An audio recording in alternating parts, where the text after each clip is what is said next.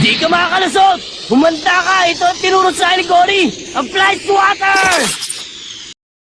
Top 3 anime hanggang ngayon. Number 3, Slam Dunk. Isang matigas na high school student na nagsimulang maglaro ng basketball para makapag-impress sa crush niya na si Haruko.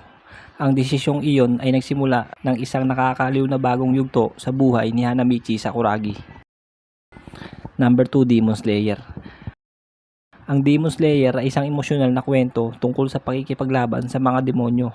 Si Tanjiro ay hindi lamang pumapatay ng demons.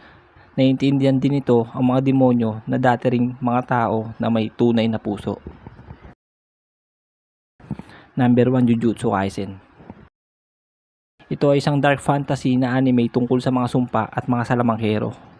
Ang tanging magagawa ni Yuji ay tuparin ang kanyang papel bilang isang parte ng makina at patuloy na patayin ang mga sumpa.